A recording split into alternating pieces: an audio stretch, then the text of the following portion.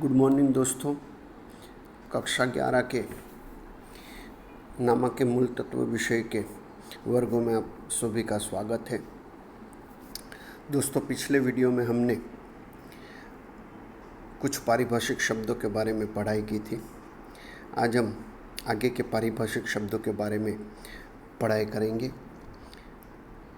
दोस्तों, पिछले वीडियो में हमने लैनी हुंडी शब्द के अर्थ तक के पारिभाषिक शब्दों के बारे में पढ़ाई की थी। आज हम लेना या प्राप्य से आगे की पढ़ाई शुरू करेंगे। लेना या प्राप्य। दोस्तों, जब व्यापारी द्वारा धंधा के व्यवहारों के कारण अन्य व्यक्ति या व्यक्तियों के पास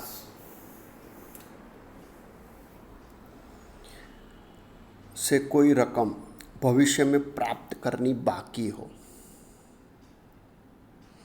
उसे लेना या लेके या प्राप्य के रूप में पहचानते हैं।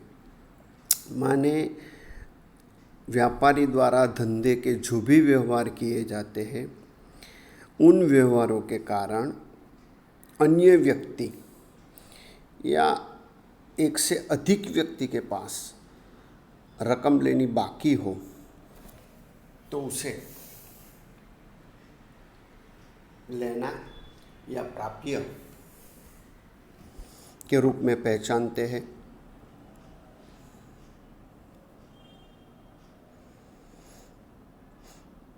देनदार को लैनी हुंडी का लेना में समावेश किया जाता है। माने देनदार और लैनी हुंडी का समावेश लेना में होता है।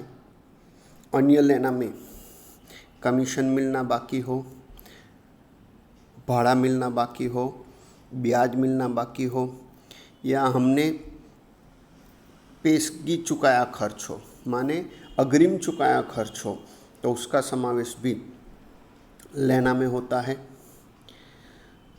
दोस्तों, लेना या प्राप्य में लेनदार, लैनी हुंडी, मिलनी बाकी आवक और पेशगी चुकाए खर्च, ऐसे 4 भाग में लेना या प्राप्य को बांटा जा सकता है।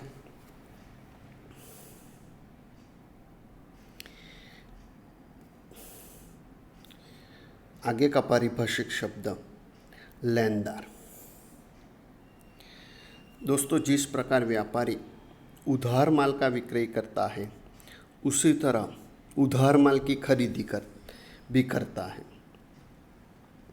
अब जब व्यापारी उधार माल की खरीदी करता है, तब जिस व्यक्ति के पास से माल उधार खरीदा जाता है, वो व्यक्ति धंधे का लेनदार बनता है।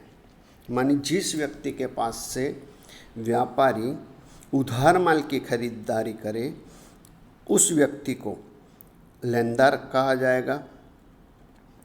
व्यापारी के पास से जितनी रकम के माल की उधार खरीदी की हो, उतनी रकम से वह व्यक्ति धंधे का लेनदार है।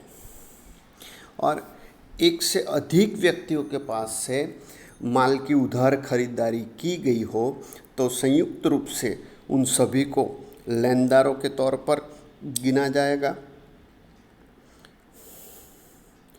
लेनदार चालू दायित्व के रूप में गिना जाता है, क्योंकि लेनदार को रकम चुकानी बाकी है, क्योंकि उधार खरीदारी की गई है, इसलिए वो जितनी रकम चुकानी है बाकी है वो हमारा दायित्व गिना जाएगा। इसलिए लेनदारों का समावेश दायित्व में होता है।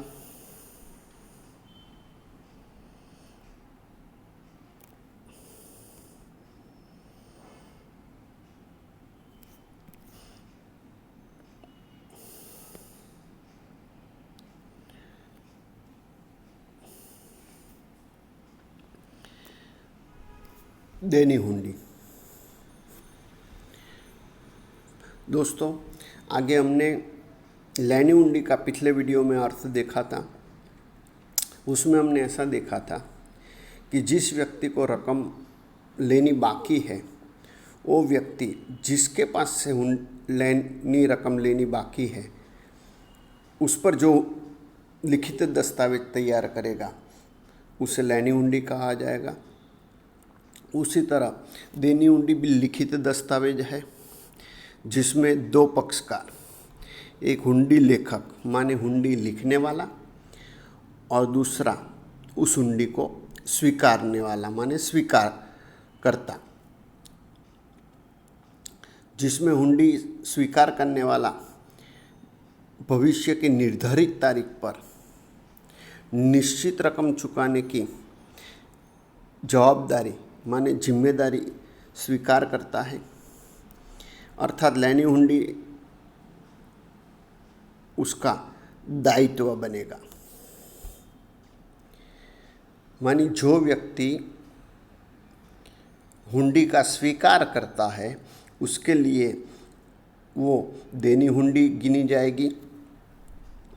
हुंडी स्वीकार करने वाले के लिए वह देनी हुंडी गिनी जाती है। इस लिखित दस्तावेज में हुंडी स्वीकार करने वाला निर्धारित समय पर निर्धारित रकम हुंडी लेखक को चुकाएगा, ऐसी लिखित जवाबदारी का स्वीकार करता है। मानी हुंडी लेखक ने जो निर्धारित समय तय किया है, उस निर्धारित समय पर हुंडी में जो रकम दर्शाई गई है वो रकम चुकाने की जिम्मेदारी स्वीकार करता है। देनी हुंडी में हुंडी स्वीकार करने वाला पकने की तारीख पर हुंडी में लिखी रकम हुंडी लिखने वाले को चुका देता है। सामान्य रूप से देनी हुंडी लेनदारों में से उद्भव होती है, क्योंकि लेनदार माने जिसके पास से उधार माने साख पर खरीदी की गई है, उन व्यक्तियों का समावेश लेनदार में होता है। इस कारण से देनी हुंडी लेनदारों में से उद्भव होती है। देवा व्यापारी द्वारा धंधा के व्यवहारों के कारण अन्य व्यक्ति या व्यक्तियों को कोई रकम भविष्य में चुकानी बाकी हो तो उसे देवा के रूप में पहचानते हैं।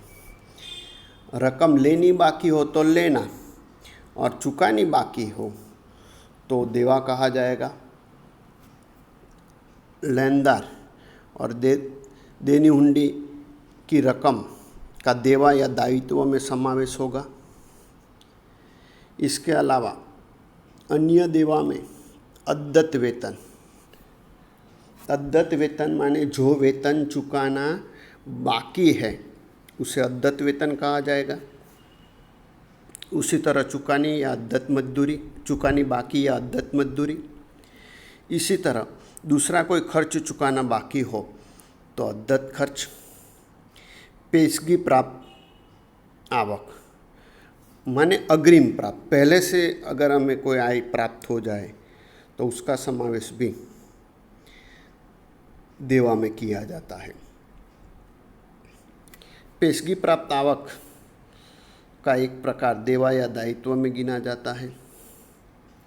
देवा या दायित्व में ऐसे 4 भाग हो जाएंगे। लेनदार, देवी हुंडी, अद्यत खर्च माने जो खर्च चुकाना बाकी है वो खर्च, पेशगी प्राप्त आवक या अग्रिम प्राप्त आवक माने संक्षिप्त में देवा यानी व्यापारी को धंधा के व्यवहार के कारण जो रकम चुकानी बाकी है उसे देवा या दायित्व के रूप में पहचाना जाएगा।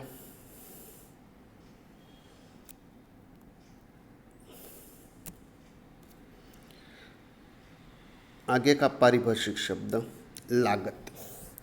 लागत जिसे हम सामान्य परिभाषा में कॉस्टिंग के रूप में जानते हैं।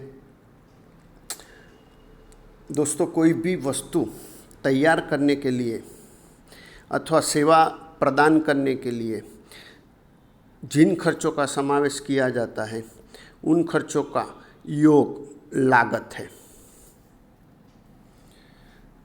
मानी कोई भी चीज़ तैयार करने के लिए जो अलग अलग खर्च होते हैं या सेवा देने के लिए जो अलग अलग खर्च होते हैं, उन सभी खर्चों का योग अर्थात लागत। लागत में सामान्य रूप से सामान की लागत, मजदूरी लागत, अन्य लागतों का समावेश किया जाता है।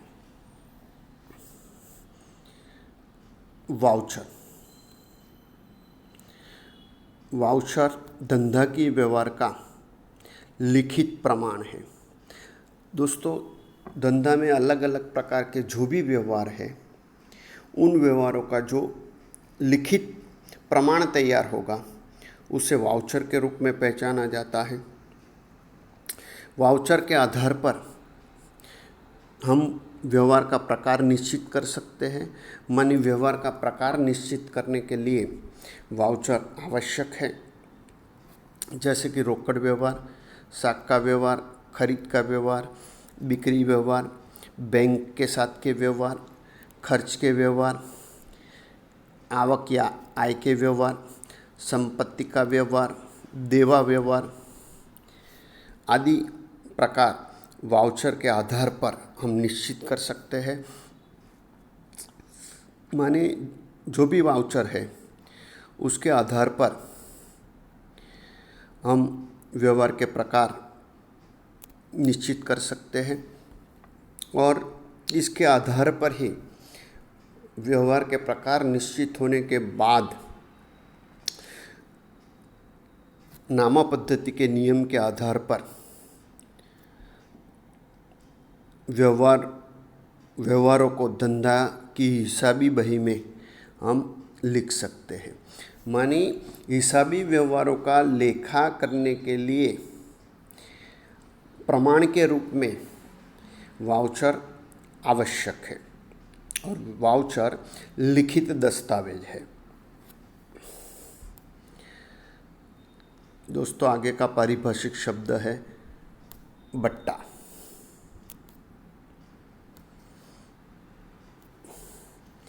बट्टा शब्द माल के खरीद बिक्री में से उद्भव होता है। दोस्तों, खरीद या बिक्री की रकम में से शर्तों के अधीन अमुक रकम घटाई जाती है और शुद्ध रकम चुकाई जाती है। मानी जो भी चीज़ है उसकी जो कीमत है उसमें से शर्त के अधीन जो रकम घटाई जाए, बाद में रकम घटाने के बाद शुद्ध रकम चुकाई जाती है या ली जाती है। तो जो रकम घटाई जाती है उसे बट्टा कहते हैं। खरीद बिक्री की कुल रकम में से जितनी रकम कम चुकाई जाती है या मिलती है उसे बट्टा कहेंगे। दोस्तों, कई बार हम चीज़ खरीदने जाए तो चीज़ की जो MRP है उस पर वो जो कीमत छपी हुई है उसमें से व्यापारी हमें कुछ रकम हमसे कम ले तो उसे बट्टा कहा जाएगा। ऐसे बट्टे के दो प्रकार है, व्यापारी बट्टा और रोकड़ बट्टा। व्यापारी बट्टा व्यापारी द्वारा विक्रय के समय कुल कीमत में से अमुक प्रतिशत रकम घटा दी जाती है। उसे व्यापारी बट्टा कहा जाएगा। मानी व्यापारी जब वस्तु का विक्रय करता है तो उसकी कुल कीमत में से कुछ प्रतिशत रकम या कुछ रकम घटाता है, उसे व्यापारी बट्टा कहा जाएगा। दोस्तों, खासकर ये व्यापारी बट्टा उत्पादक या थोकबंद व्यापारी जब माल का विक्रय करता है तो फुटकर व्यापारी को जो कमीशन देता है, जो कुछ प्रतिशत रकम कम करता है उसकी छपी हुई कीमत में से, उसे व्यापारी बट्टा कहा जाएगा। इस बट्टे का उद्देश्य फुटकर जो व्यापारी है उसे उचित मुनाफा प्राप्त हो, ऐसा है। व्यापारी बट्टा का लेखा बही में नहीं किया जाता है। व्यापारी बट्टा का लेखा बही में नहीं किया जाता है। दोस्तों, विकल्प के रूप में भी ये प्रश्न आपको पूछा जा सकता है कि व्यापारी बट्टा का हिसाबी लेखा होता है, तो कि व्यापारी बट्टा का हिसाबी लेखा नहीं होता है। माना कि 10,000 का माल 2% व्यापारी बट्टा से बेचा, तो माल की कीमत 10,000 है और बट्टा 2% है, तो 2% 200 रुपये उसमें से घटाए जाएंगे और 9,800 का ही विक्रय हिसाबी बही में लिखा जाएगा। माने व्यापारी बट्टा गिना जाता है और व्यापारी बट्टा गिनने के बाद शुद्ध जो कीमत बचे वो कीमत चुकाई जाती है या प्राप्त की जाती है। दूसरा बट्टे का प्रकार है रोकड़ बट्टा।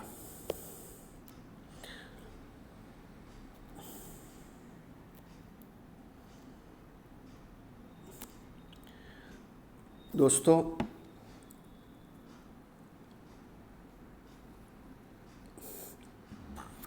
बिक्री माल की रकम जल्दी से प्राप्त हो, उस हेतु से ग्राहक को आकर्षित करने के लिए मिलने योग्य रकम में से जो रकम काट दी जाती है उसे रोकड़ बट्टा कहते हैं। यानी कि दोस्तों, जब व्यापारी माल का विक्रय करता है तो ग्राहक के पास से जल्दी रकम प्राप्त हो सके, इसलिए उसे जो अधिक लाभ दिया जाए उसे रोकड़ बट्टा कहा जाएगा। रोकड़ बट्टा का बही में लेखा किया जाता है, क्योंकि दोस्तों रोकड़ बट्टा जो है वो हमें मिलने योग्य रकम थी या हमारे जो चुकाने योग्य रकम थी उसमें से काटी जाती है, इसलिए रोकड़ बट्टे का लेखा किया जाता है। व्यापारी बट्टा घटाने के बाद में रोकड़ बट्टा गिना जाता है। माने माल की कीमत, कुल कीमत में से व्यापारी बट्टा घटा दिया जाए, बाद में जो रकम बचे उस पर रोकड़ बट्टा गिना जाता है। जैसे कि ऊपर व्यापारी बट्टा घटाने की बाद की रकम 9,800 थी, वो 9,800 में से 200 रोकड़ बट्टा गिनना हो तो 9,800 में से 200 घटाने के बाद 9,600 बचेंगे, वो रकम चुकाई जाएगी। इसलिए 200 रोकड़ बट्टा हुआ। यह बट्टा रोकड़ प्राप्त करते समय दिया जाने से उसे रोकड़ बट्टा कहा जाता है। लेकिन दोस्तों, रोकड़ बट्टा जो है वो एक पक्षकार के लिए प्राप्त बट्टा होगा और दूसरे पक्षकार के लिए दिया बट्टा होगा। प्राप्त बट्टा या दिया बट्टा रोकड़ बट्टा है। इस बट्टे का लेखा बही में किया जाता है। प्राप्त बट्टा आवक है और उपज के रूप में गिना जाता है, जबकि दिया बट्टा खर्च के रूप में गिना जाता है।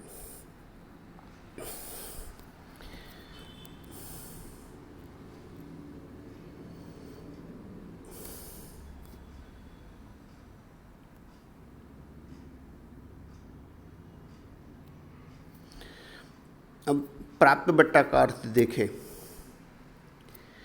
तो व्यापारी द्वारा माल खरीदा जाए और व्यापारी को चुकाने पात्र रकम चुकानी हो तो जितनी रकम कम चुकाई गई हो उसे प्राप्त बट्टा कहा जाएगा। माने हमने माल खरीदा हो और व्यापारी को जो रकम चुकाने पात्र है उसमें से हम जो कम रकम चुकाएंगे तो जितनी कम रकम चुकाएंगे उसे प्राप्त बट्टा कहा जाएगा। यह धंधा की आवक है इसलिए उसे उपज गिना जाएगा। जैसे कि रमीला बहन के पास से 10,000 का माल खरीदा और माल खरीदते वक्त ऐसा तय हुआ कि 15 दिन में रकम चुकाई जाए तो 2% बट्टा मिलेगा। माने हमने 10,000 का माल खरीदा हो और खरीदते समय ऐसा तय हुआ कि 15 दिन की अवधि में हम रकम चुका दें तो हमें 2% बट्टा प्राप्त होगा। तो 10,000 का माल खरीदा था, 15 दिन में चुकानी थी रकम, तो 15 दिन में हम रकम चुका दें तो 10,000 का 2% माने 200 हमें रोकड़ बट्टा प्राप्त होगा और हमें रकम चुकानी होगी 9,800। इस तरह हमें 200 का लाभ हुआ, इसलिए ये धंधे की उपज है। दिया बट्टा।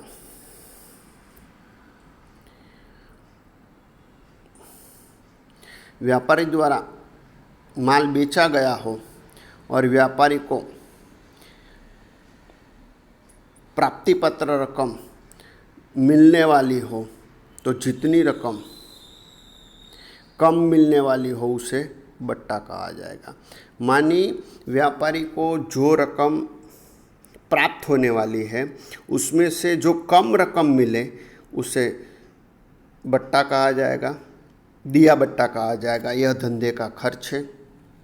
जैसे कि ऊपर के उदाहरण के आधार पर देखें तो कल्पना बहन को 15,000 का माल हमने बेचा है और शर्त रखी है कि 10 दिन में कल्पना बहन रकम चुका दे तो उसे 2% बट्टा दिया जाएगा। तो अगर कल्पना बहन 10 दिन की अवधि में हमें रकम चुका दे तो 2% के आधार पर 15,000 के 2% के आधार पर 300 रुपये कम किए जाएंगे तो उसे हमें मिलेंगे 14,700। इस प्रकार हमारा दिया बट्टा गिना जाएगा 300 रुपये और ये 300 रुपये का दिया बट्टा के रूप में हिस्सा भी लिखा होगा। दिया बट्टा जो हमें रकम कम प्राप्त होती है इसलिए खर्च के तौर पर दिए बट्टे का हिस्सा भी लिखा होगा। आगे का पारिभाषिक शब्द है घिसाई।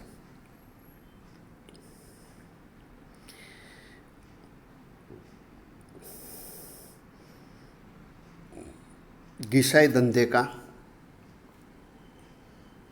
खर्च है। प्रतिवर्ष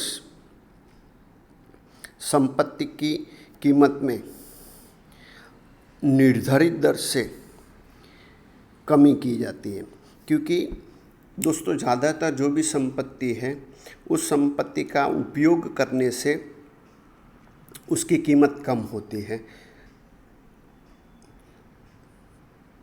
तो जो निर्धारित कीमत हर साल कम की जाती है उसे घिसाई गिना जाएगा। सरकार को कर चुकाने से पहले आवक में से ऐसी घिसाई की रकम कम की जाती है। दोस्तों संपत्ति में से निश्चित रकम हर साल कम की जाती है, उसे घिसाई गिनते हैं और उसे बिन रोकड़ खर्च कहते, क्योंकि ये चुकाया नहीं जाता है, गिना जाता है। डुबत्रो।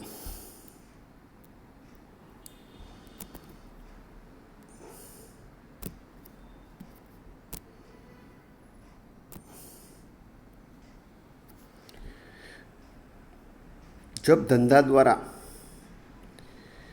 उधार माल का विक्रय किया जाता है तब जिसको उधार माल बेचा है उसे धंधे का देनदार कहते हैं। देनदार का अर्थ दोस्तों हमने आगे पढ़ा है। जिसे उधार विक्रय किया गया हो वो धंधे का देनदार है। उसके पास से बिक्री की रकम वसूल करनी होती है, माने उधार विक्रय किया है इसके लिए वो रकम हमें मिलनी बाकी है। दोस्तों कई बार ये रकम जो मिलनी बाकी है, माने कि धंधे के जो देनदार हैं वो धंधा की संपूर्ण रकम अपनी कमज़ोर स्थिति के कारण या दूसरे कोई कारण से नहीं चुका सकते।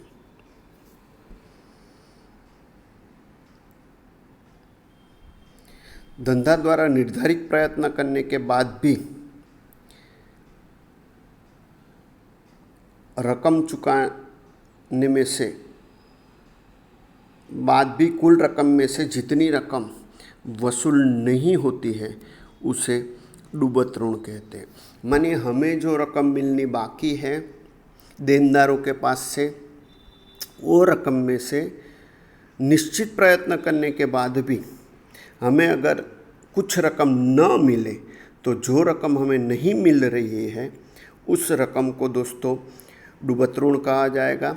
माने इस तरह हमारा डूबत ऋण नुकसान है, खर्च नहीं है, क्योंकि हमें जो रकम लेनी बाकी थी उसके बदले में हमने माल का विक्रय किया था और उस विक्रय की रकम हमें लेनी बाकी थी जो हमें नहीं मिल रही है। इसलिए डूबत ऋण का लेखा खर्च के तौर पर नहीं परंतु नुकसान के तौर पर हिसाबी बही में किया जाएगा। दोस्तों आज हमने जितने भी पारिभाषिक शब्द की पढ़ाई की उसका वीडियो आपको ध्यान से 2 बार देखना है और समझना है। आगे के वीडियो के साथ फिर मिलेंगे।